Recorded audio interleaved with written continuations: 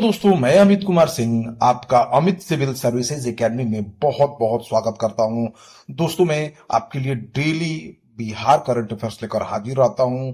और दोस्तों, इसमें मैं आपको 6 अखबारों का निचोड़, दैनिक जागरण, दैनिक भास्कर, हिंदुस्तान, नवभारत टाइम्स, प्रभात खबर, लगभग इन सभी अखबारों का निचोड़ मैं आपके लिए लेकर आता हूं, जो दैनिक हिंदी अखबार हैं उन सभी का। और दोस्तों, यकीन मानिए, इनको पढ़ने के बाद न आपका एक भी बिहार करंट अफेयर्स छूटेगा, न ही आपका एक राष्ट्रीय और अंतर्राष्ट्रीय खबर। दोस्तों, ये बहुत इंपॉर्टेंट वीडियो सेशन आपको डेली मेरे यूट्यूब चैनल पर मिलता है। तो लेट ना करिए दोस्तों, चैनल को जरूर सब्सक्राइब करिए। एक जेन्यून चैनल है जिस पर जेन्यून कंटेंट आपको मिलेगा, किसी का कॉपी पेस्ट नहीं मिलेगा। दोस्तों, इसमें आपको पढ़कर बहुत मेहनत से मैं तैयार करता हूं। ठीक है, तो आप मेरे चैनल को जरूर सब्सक्राइब करें, दोस्तों में शेयर करें। और दोस्तों, मंथली वीडियो भी मैंने डाल दिया है अगस्त का, आप वो भी देख सकते हैं मेरे चैनल पर। साथ ही साथ दोस्तों, मैंने जनवरी से लेके अगस्त 2024 तक का भी पूरा का पूरा करंट अफेयर्स मैंने डाल दिया है। तो आप बिहार की सारी चीजों से अवगत हो पाएंगे। बीपीएससी का ये नोटिफिकेशन सितंबर में आने वाला है, आप जानते ही हैं। तो दोस्तों, देर ना करिए, चैनल से जरूर जुड़ जाए। चलते हैं पहले क्वेश्चन की तरफ। शिक्षा के क्षेत्र में बेहतर कार्य करने के लिए बिहार सरकार कितने शिक्षकों को राजकीय शिक्षक पुरस्कार 2024 से सम्मानित करेगी? तो 41 शिक्षकों को दोस्तों बिहार सरकार की ओर से राजकीय शिक्षक पुरस्कार की घोषणा कर दी गई है। 5 सितंबर 2024 को डॉक्टर सर्वपल्ली राधाकृष्णन के जन्म दिवस के शुभ अवसर पर शिक्षक दिवस पर 41 शिक्षक शिक्षिकाओं को राजकीय पुरस्कार से सम्मानित किया जाएगा। बिहार के शिक्षा मंत्री सुनील कुमार हैं। हाल ही में दोस्तों, केंद्रीय शिक्षा मंत्रालय ने बिहार के 2 शिक्षकों को राष्ट्रीय शिक्षक पुरस्कार 2024 देने की घोषणा भी की है। ये जो राष्ट्रीय शिक्षक पुरस्कार है, उसमें डॉक्टर मीनाक्षी कुमारी जो मधुबनी की थी और सिकंदर कुमार सुमन जो कैमूर के थे, उनका चयन हुआ था। तो दोस्तों, राजकीय पुरस्कार जो बिहार सरकार देती है, उसमें 41 शिक्षकों को सम्मानित किया जाएगा।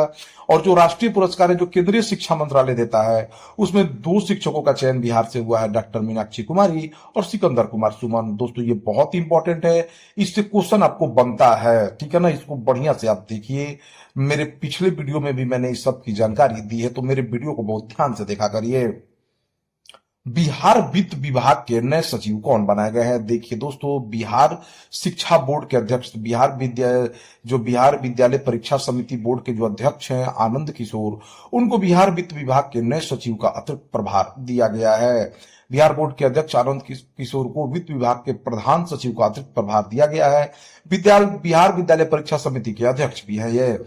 अभय कुमार सिंह को नगर विकास के सचिव बनाए गए हैं। उसके साथ साथ दोस्तों, वित्त विभाग के सचिव लोकेश कुमार जो सिंह थे, उनको ग्रामीण विकास विभाग के सचिव के पद पर पदस्थापित कर दिया गया है। और इसके साथ साथ दोस्तों, 2 इंपॉर्टेंट खबर जो बहुत इंपॉर्टेंट है, एग्जाम में जो पूछते हैं, वो दोस्तों बिहार के जो नए मुख्य सचिव बनाएंगे हैं वो अमृत लाल मीणा बने हैं। और बिहार के नए जो पुलिस महानिदेशक बने हैं वो आलोक राज बने हैं। ये बहुत ही इंपॉर्टेंट खबर है दोस्तों, यहां से क्वेश्चन आपको बनता है, इसलिए मेरे वीडियो को पूरा शुरू से अंत तक जरूर देखिए।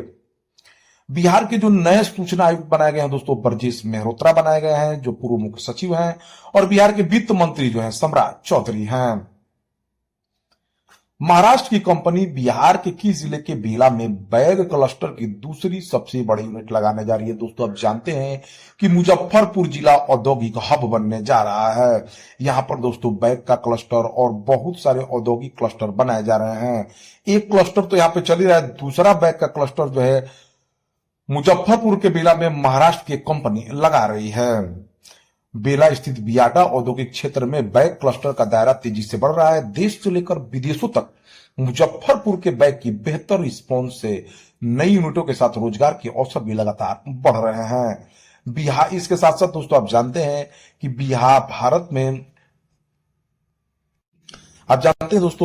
में 12 औद्योगिक ग्रीन स्मार्ट सिटी पार्क बनाए जा रहे हैं। उसमें बिहार का भी गया औद्योगिक ग्रीन स्मार्ट सिटी पार्क यहां पर बनाया जा रहा है। बिहार के उद्योग मंत्री नीतीश मिश्रा हैं।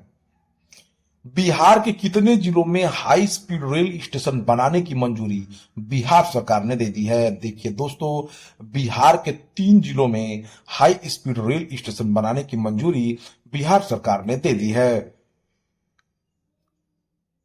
इन 3 जिलों के 3 स्टेशन की जमीन तय कर दी गई है। पटना के बिहटा में बनाया जाएगा हाई स्पीड रेलवे स्टेशन, गया के मानपुर में और बक्सर के हुकहा में हाई स्पीड रेल स्टेशन बनेगा। ठीक है दोस्तों, तो बिहार के 3 जगह पटना के बिहटा, गया के मानपुर और बक्सर के हुकहा में हाई स्पीड रेल स्टेशन बनाने की मंजूरी रेलवे विभाग और बिहार सरकार के बीच बन रही है। बिहार के परिवहन मंत्री शीला कुमारी है, भारत के रेल मंत्री अश्वनी वैष्णव है, रेलवे बोर्ड के अध्यक्ष सतीश कुमार है, पूर्व मध्य रेलवे का मुख्यालय हाजीपुर है।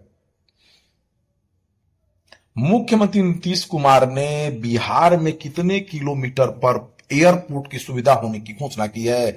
देखिए दोस्तों, मुख्यमंत्री नीतीश कुमार ने कहा है कि राज्य सरकार का यह प्रयास है कि राज्य के किसी भी हिस्से से अधिकतम 200 किलोमीटर के अंदर हवाई अड्डे की व्यवस्था हो जाए ताकि आम जन को सहूलियत हो सके।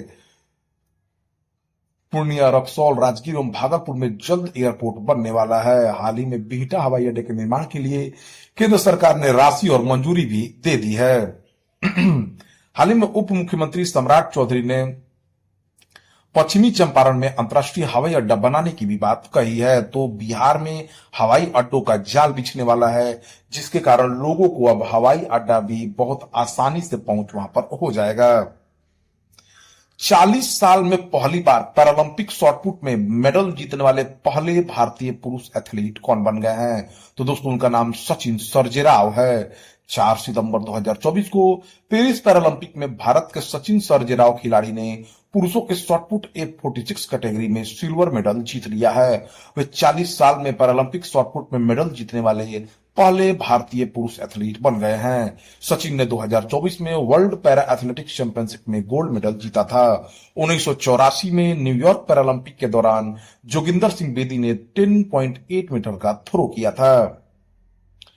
4 सितंबर 2024 को किस केंद्रीय मंत्री की मौजूदगी में त्रिपुरा शांति समझौते पर हस्ताक्षर किए गए हैं? तो दोस्तों देखिए, 4 सितंबर 2024 को केंद्रीय गृह मंत्री सहकारिता मंत्री अमित शाह की मौजूदगी में त्रिपुरा शांति समझौते पर हस्ताक्षर किए गए। भारत सरकार, त्रिपुरा सरकार, national liberation front of Tripura, all Tripura tiger force के प्रतिनिधियों ने समझौता किया। इस समझौते के बाद national liberation front of Tripura ने 35 साल का सशस्त्र संघर्ष खत्म करने का ऐलान किया। त्रिपुरा में यह संगठन जनजाति और आदिवासियों लोगों की पहचान के लिए मांग करते थे। भारत सरकार ने दोनों ग्रुप को आदिवासियों के हितों से समझौता नहीं करने का आश्वासन दिया है। अब तक त्रिपुरा के लगभग 10,000 उग्रवादियों ने सरेंडर किया है। तो दोस्तों, ये भारत सरकार की बहुत अच्छी पहल है कि जो नॉर्थ ईस्ट में जो भी दिक्कतें हैं उसको सॉल्व करने के लिए भारत सरकार प्रयासरत है। त्रिपुरा के मुख्यमंत्री माणिक साहा हैं, त्रिपुरा के राज्यपाल इंद्रसेन रेड्डी हैं, त्रिपुरा की राजधानी अगरतला है। भारतीय नौसेना किस देश के साथ वरुण अभ्यास का आयोजन कर रहा है? फ्रांस के साथ। भारतीय नौसेना का P-81 विमान फ्रांसीसी नौसेना के साथ अभ्यास वरुण के 22वें संस्करण में भाग लेने के लिए रूप में अपनी पहली तैनाती के तहत फ्रांस में एयरबेस 125 स्ट्रेस ले ट्यूब पर उतरा है। भारतीय और फ्रांसीसी नौसेना का द्विपक्षीय नौसैनिक अभ्यास 1993 में शुरू किया गया था। भारतीय नौसेना अध्यक्ष एडमिरल आर हरि कुमार हैं। भारतीय थल सेना प्रमुख उपेंद्र द्विवेदी हैं। भारतीय वायुसेना प्रमुख एयर चीफ मार्शल विवेक राम चौधरी हैं। तीनों सेनाओं का प्रमुख राष्ट्रपति होता है, आप इसको ध्यान रखिए। पेरिस पैरालंपिक 2024 में शरद कुमार और मरियप्पन थंगावेलू ने किस स्पर्धा में पदक जीता है? तो ऊंची कूद में दोस्तों शरद कुमार और मरियप्पन थंगावेलू ने 3 सितंबर 2024 को पुरुषों की ऊंची कूद T63 स्पर्धा में रजत और कांस्य पदक जीता है। भारत ने पैरालंपिक खेलों के एकल संस्करण में अपना सर्वश्रेष्ठ प्रदर्शन करते हुए अभी तक 3 स्वर्ण, 7 रजत और 10 कांस्य पदक के साथ 20 पदक जीत चुका है। मरियप्पन थंगावेलू महान पैरालंपिक खिलाड़ी जिन्होंने लगातार तीसरे पैरालंपिक में पदक जीतने वाले भारतीय एथलीट बनकर भारत का इतिहास रच दिया है। उन्होंने 2016 में दोस्तों स्वर्ण पदक जीता, 2020 में उन्होंने रजत पदक जीता और 2024 के पेरिस पैरालंपिक में ब्रांज मेडल जीतकर इतिहास रच दिया है। तो थंगावेलू दोस्तों, मरियप्पन थंगावेलू ऊंची कूद में जो है ऊंची कूद के खिलाड़ी हैं। इन्होंने जो है लगातार 3 पैरालंपिक में पदक जीतकर इतिहास बना दिया है। भारत के खेल मंत्री मनसुख मंडाविया हैं। बीसीसीआई ने हाल ही में किस पुरुष क्रिकेट टीम का चयनकर्ता नियुक्त किया है? तो अजय रात्रा को। बीसीसीआई ने हाल ही में भारत के पूर्व विकेटकीपर अजय रात्रा को 5 सदस्यीय पैनल में सलील अंकोला की जगह पुरुष क्रिकेट टीम का चयनकर्ता नियुक्त किया है। सभी 5 चयनकर्ता अलग अलग क्षेत्रों का प्रतिनिधित्व करते हैं। रात्रा अजीत अगरकर की अध्यक्षता वाली समिति में उत्तरी क्षेत्र का प्रतिनिधित्व करेंगे। हाल ही में आईसीसी के प्रमुख जय शाह बनाए गए हैं, जो बीसीसीआई के पूर्व सचिव रहे हैं। बीसीसीआई के प्रमुख जो अभी है रोजर बिन्नी है। तो इन चीजों का ध्यान रखिए, यहां से क्वेश्चन दोस्तों बनते हैं। भारत के जो हाल ही में पुरुष क्रिकेट टीम के जो कोच बनाए गए हैं दोस्तों, कौन है? गौतम गंभीर है, उसको भी ध्यान रखिए, क्वेश्चन यहां से बनते हैं।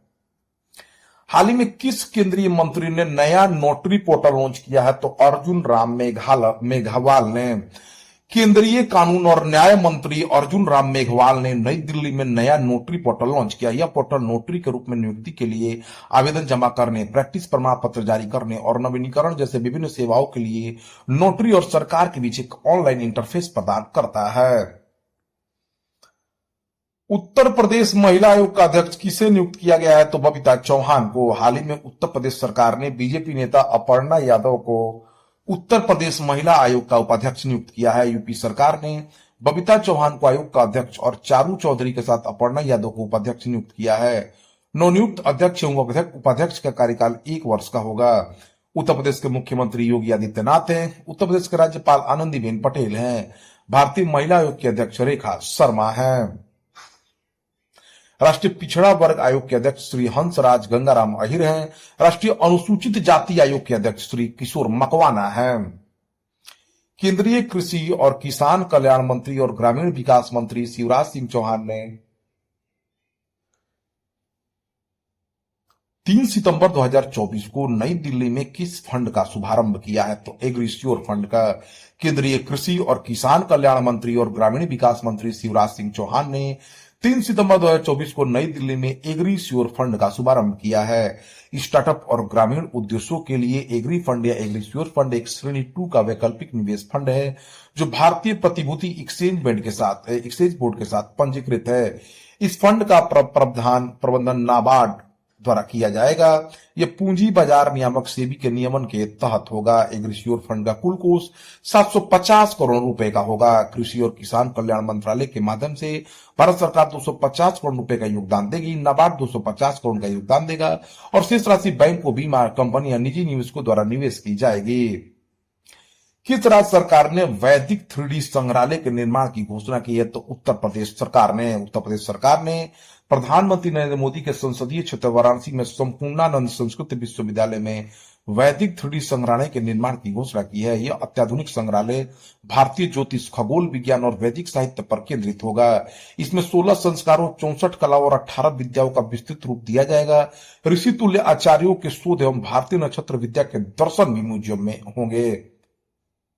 विश्व बधिर शूटिंग चैंपियनशिप में महिलाओं की एयर पिस्टल स्पर्धा में किस खिलाड़ी ने स्वर्ण पदक हासिल किया? तो अनुया प्रसाद ने। जर्मनी के हनोवर में दूसरी विश्व बधिर निशानेबाजी चैंपियनशिप के रोमांचक फाइनल में जयपुर की किशोर निशानेबाज अनुया प्रसाद ने महिलाओं की एयर पिस्टल स्पर्धा में स्वर्ण पदक हासिल किया है। भारतीय दल ने चैंपियनशिप में शानदार प्रदर्शन करते हुए कुल 4 पदक जीते हैं। अनुया प्रसाद के स्वर्ण के साथ साथ अभिनव देसवाल ने पुरुषों की 10 मीटर एयर पिस्टल स्पर्धा में रजत पदक जीता है। देसवाल ने अपने साथियों शुभम वशिष्ठ और चेतन सतकाल के साथ पुरुषों की 10 मीटर एयर पिस्टल स्पर्धा में रजत पदक जीता। इसके अलावा शुभम वशिष्ठ ने उसी व्यक्तिगत स्पर्धा में कांस्य पदक जीता। इन सम्मानों के लिए 16 देशों के कुल 69 एथलीटों ने प्रतिस्पर्धा की है। तो दोस्तों यह रहा 5 सितंबर 2024 के सभी इंपॉर्टेंट बिहार करंट अफेयर्स, राष्ट्रीय और अंतर्राष्ट्रीय घटनाओं के साथ। ऐसे ही वीडियो प्राप्त करने के लिए आप हमारे चैनल से जुड़ जाए। Thank you for watching my videos. और अगर आप हमारा पीडीएफ प्राप्त करना चाहते हैं तो आप हमारे Amit civil services academy Telegram channel पर जाकर प्राप्त कर सकते हैं।